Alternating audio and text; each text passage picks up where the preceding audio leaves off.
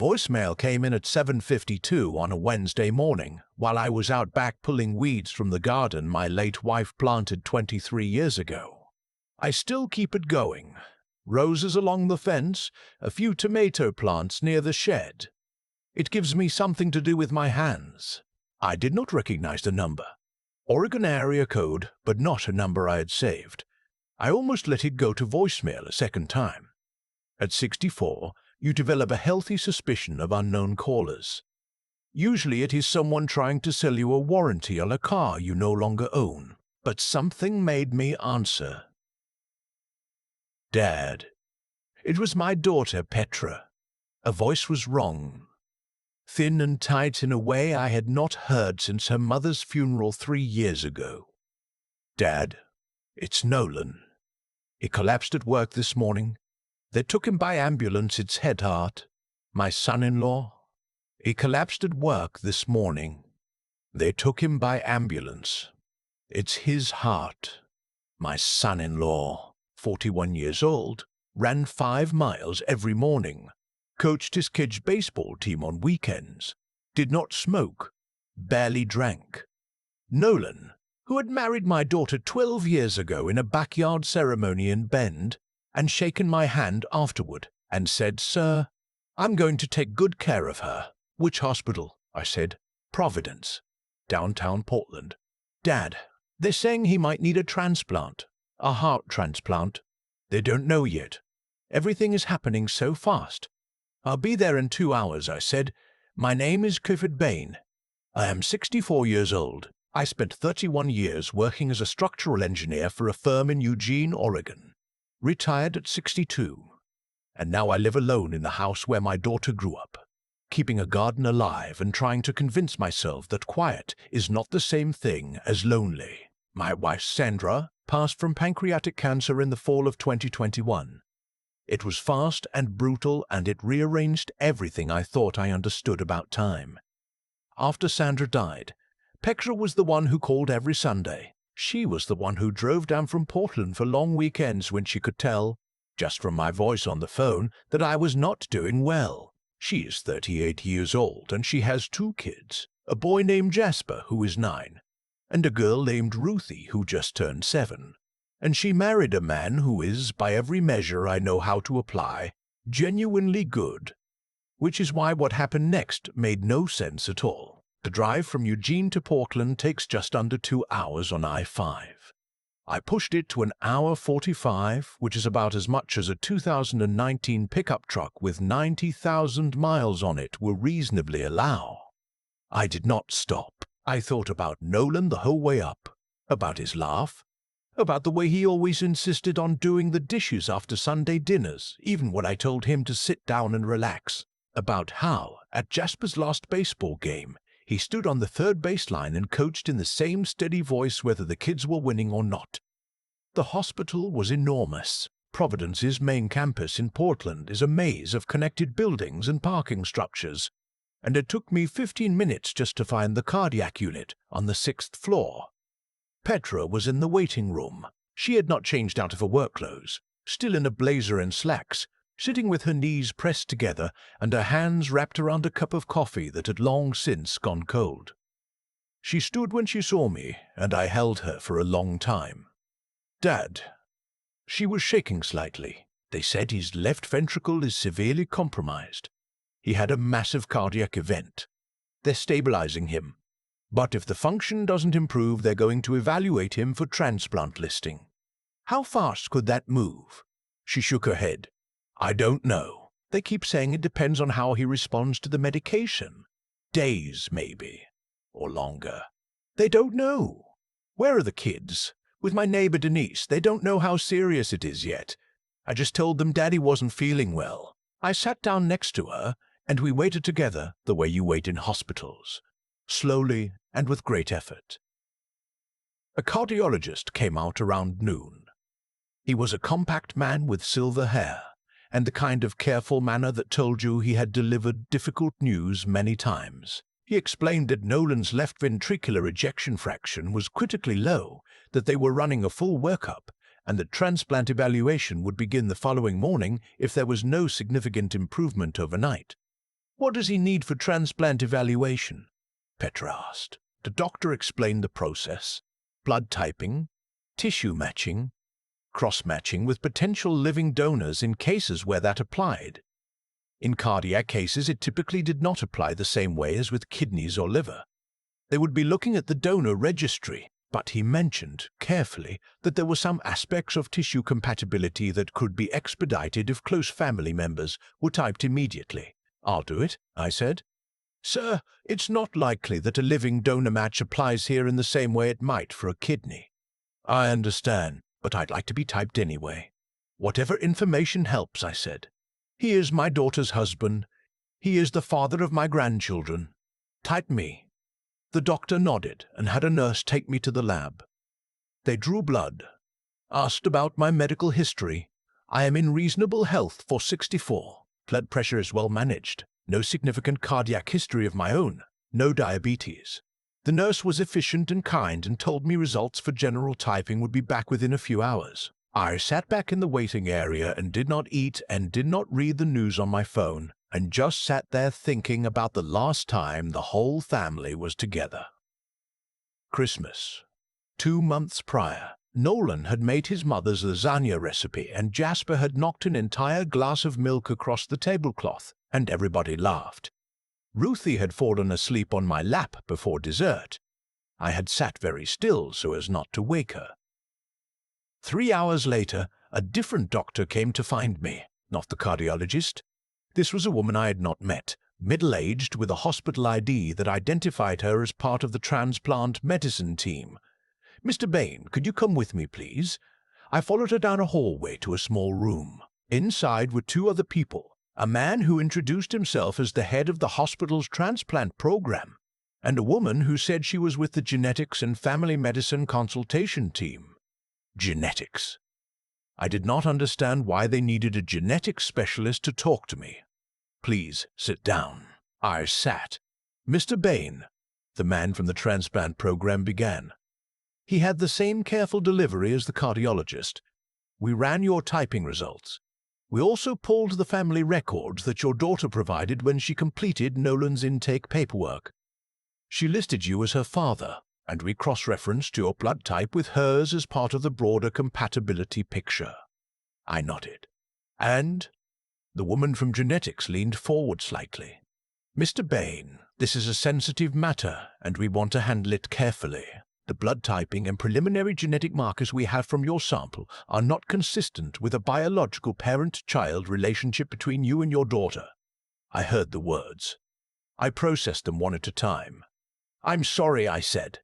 What did you just say? The genetic markers we have on file for Petra, from her own records here at Providence, do not match what we would expect from a biological father. The incompatibility is significant. Mr. Bain, based on what we're seeing, it is very unlikely that you are Petra's biological father. The room did not spin. That is not what happens.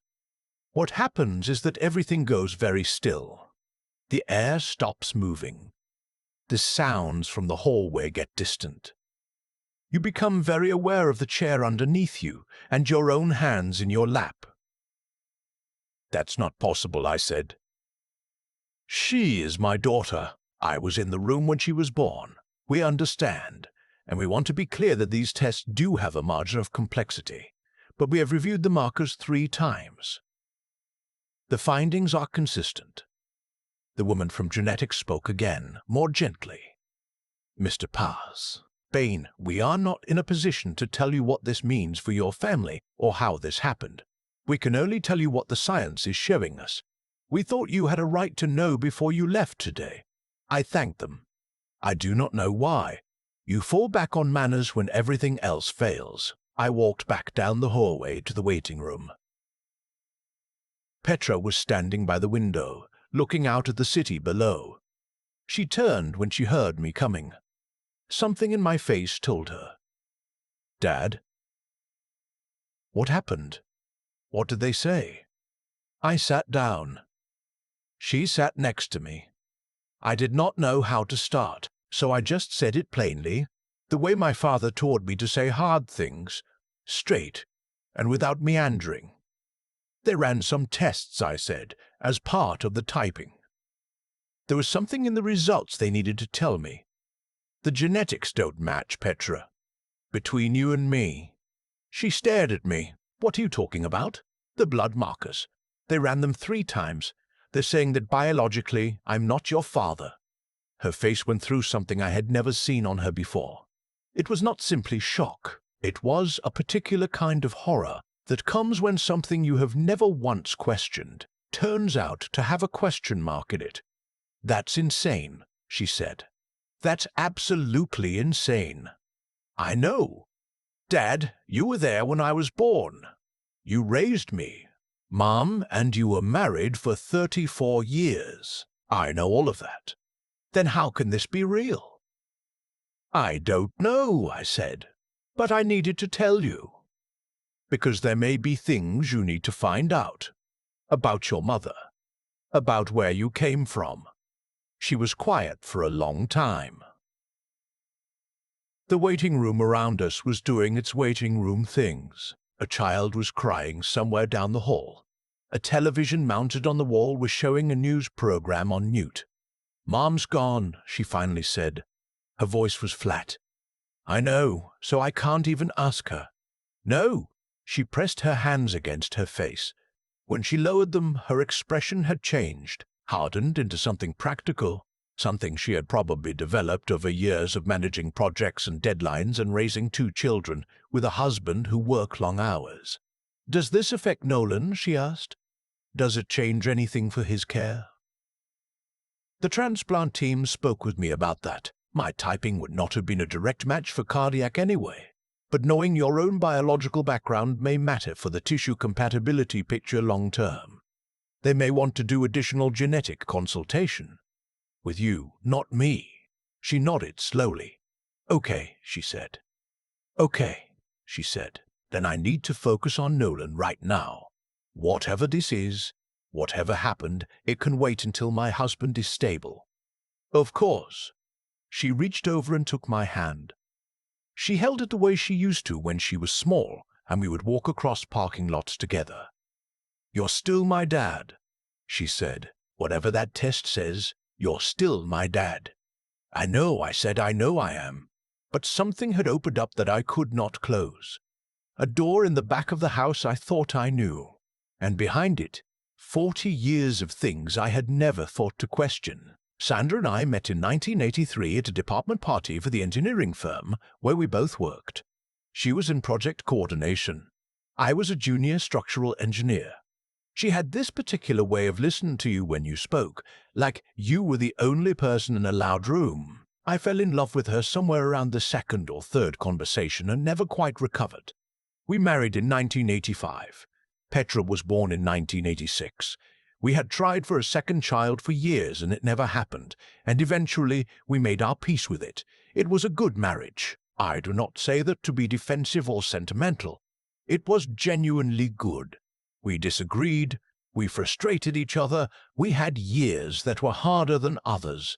But we were honest with each other, or so I believed. We were partners. Now I was sitting in a hospital corridor holding a version of the truth I had never been offered. Sandra had been a complicated person, I knew that. She had grown up in a difficult household, moved around a lot, learned early to keep certain parts of herself private. There were things she did not talk about. I had always respected that as a form of dignity. Now I wondered whether I had simply been incurious. That evening, after Nolan had stabilized enough that Petra felt safe to leave for a few hours, she drove to her neighbor's house to check on the kids. I stayed at the hospital and sat in the cafeteria and thought. I thought about a particular summer, 1985, just before our wedding. Sandra had gone to visit her college roommate in Spokane for 2 weeks.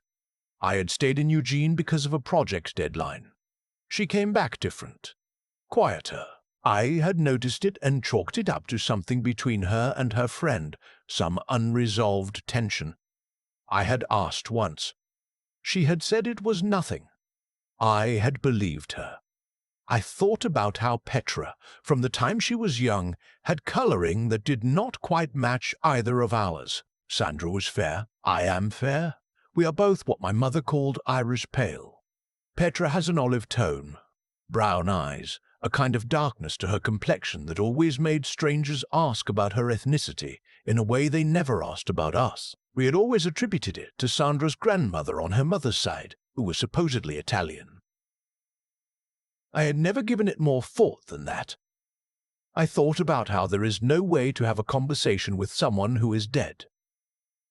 The next morning, Nolan's function had improved slightly. Not enough, the doctor said. He would be evaluated for the transplant waiting list. The process would take several days of testing. They were cautiously optimistic, but kept using the word significant when they talked about the intervention he would need. That afternoon, Petra called me from the hospital parking garage. "I need to ask you something," she said, "and I need you to be honest with me, even if the answer is hard. Always. Did you know? Even a suspicion? Anything?" "No," I said. "Not even a shadow of one." She was quiet. "I went back through things," I told her.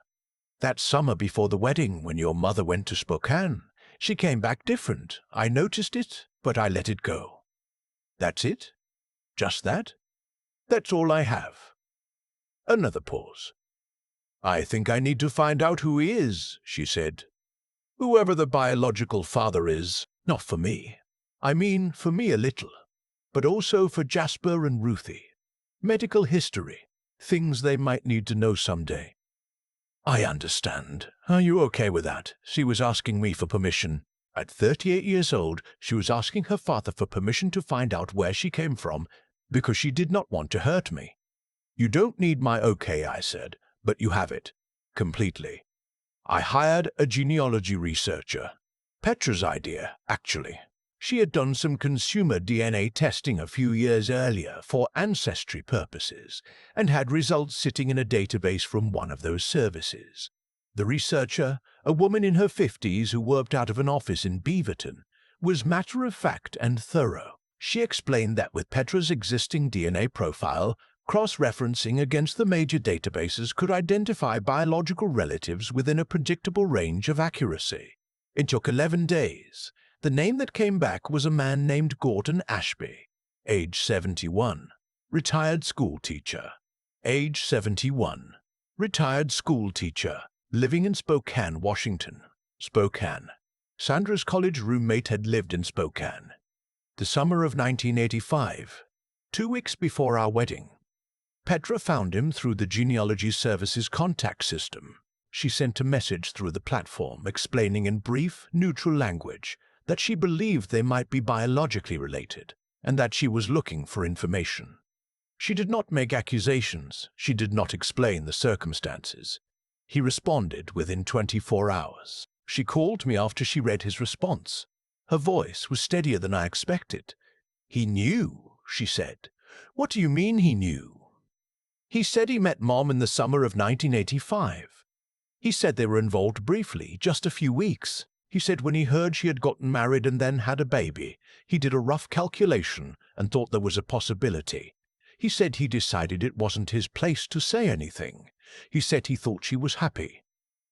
Decades of silence. A man sitting in Spokane for 38 years, knowing there was a possibility my daughter was his, and saying nothing. "Is he willing to meet?" I asked. "He said he would. He said whatever Petra needs." "What does she need?" There was a pause. "I don't know yet, Dad. I think she's still figuring that out." Petra was talking about herself in the third person, the way people sometimes do when they are trying to hold something at a slight distance so they can look at it without flinching. "I want to tell you something," I said. "Okay, what you find out about your biology does not change anything about what you are to me. You have been my daughter for 38 years. I was there when you came home from the hospital. I watched you learn to walk in the kitchen on Greenwood Street. I drove you to every soccer practice for 8 years. I walked you down the aisle. I was in the delivery room when Jasper was born.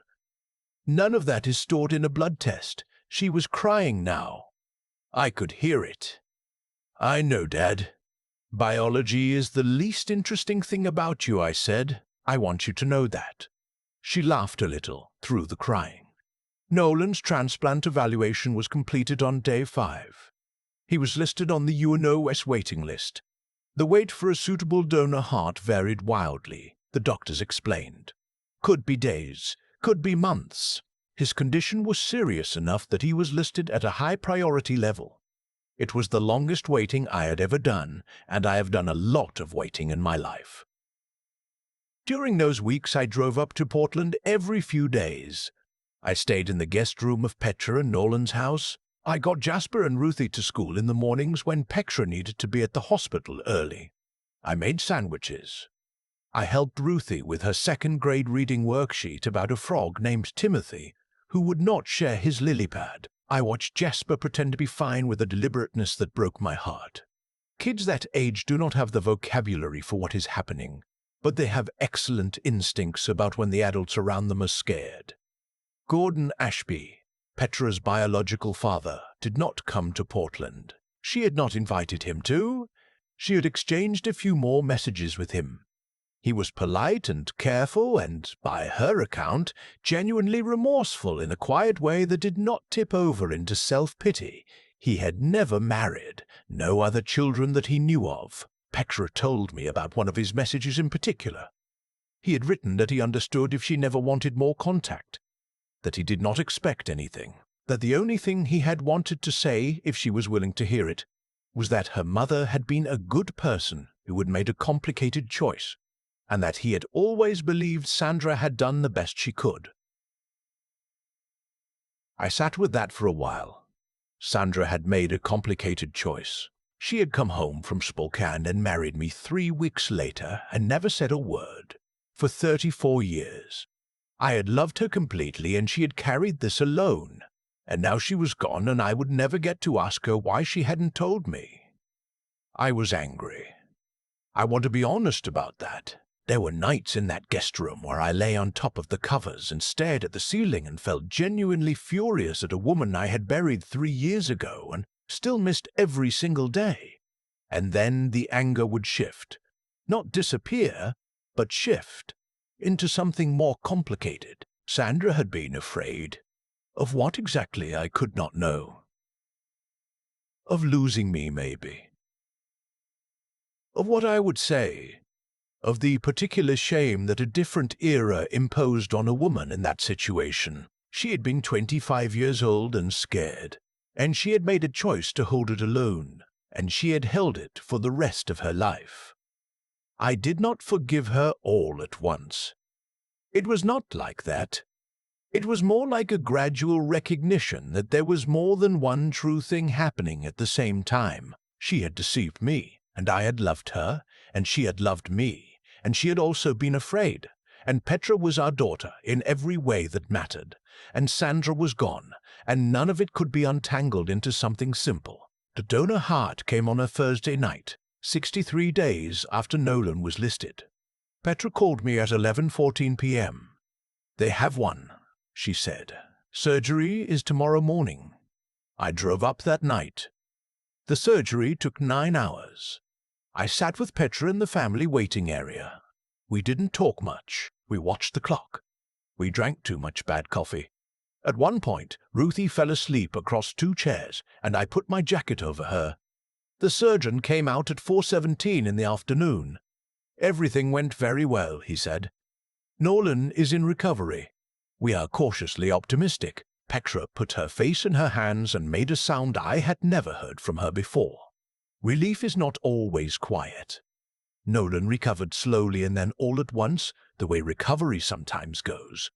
Weeks of careful monitoring, medication adjustments, cardiac rehabilitation. He lost weight and then gained it back. He got tired easily for months. But by late summer he was coaching baseball again. One hand on the fence, taking it easier than before. But there. The first Sunday dinner after he was cleared for normal activity, I drove up to Portland. Nolan made his mother's lasagna again. Same recipe. Jasper knocked over his milk again, apparently a tradition now. And everybody laughed again.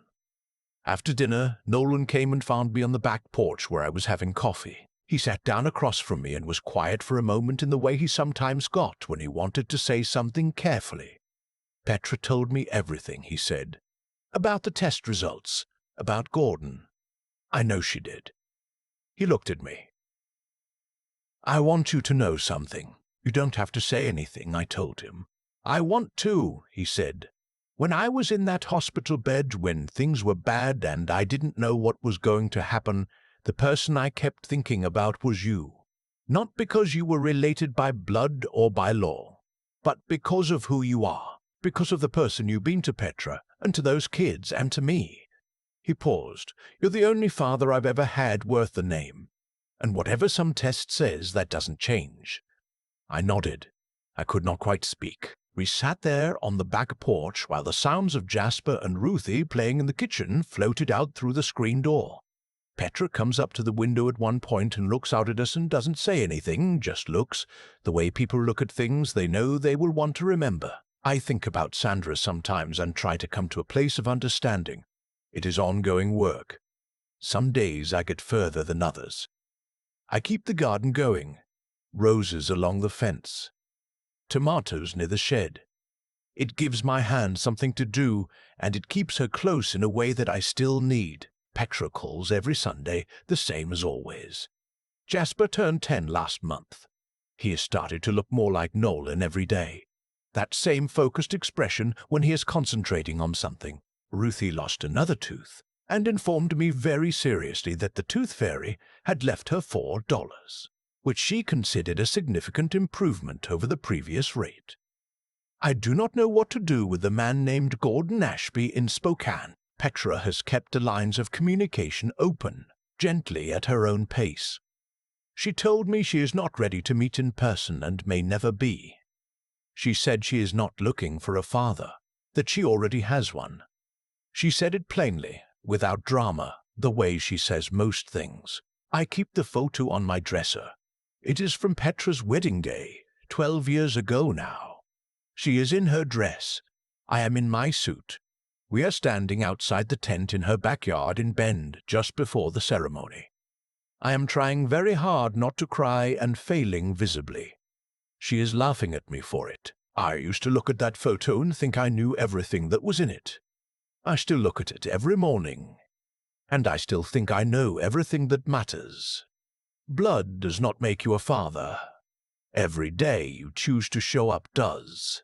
Every argument you talk through, every dark parking lot you walk across holding a small hand, every evening you sit beside a hospital bed and refuse to be anywhere else, every Sunday phone call, every lasagna, every knocked-over glass of milk. I showed up for 38 years. I showed up when the tests came back and told me something I had never suspected. I showed up through the longest 9 hours of my life while a surgeon I had never met tried to give my son-in-law a second one. And I will keep showing up. That is the only part of this I know for certain. So I will ask you the same thing I find myself asking in the quiet of that garden in the early mornings, when the light is still low and the roses are wet and everything is very still. What makes a family real? Is it the paperwork? Is it the DNA? Or is it something that gets built, slowly, one ordinary day at a time, until it is the most solid thing you own? I spent 64 years believing I knew the answer. Turns out I still do. I just know it differently now. If this story stayed with you, I would ask you to share it with someone who might need to hear it. And if you want more stories like this one, real people, impossible moments, and the quiet ways we find our way through them, subscribe to the channel. New stories every week. I will see you in the next one.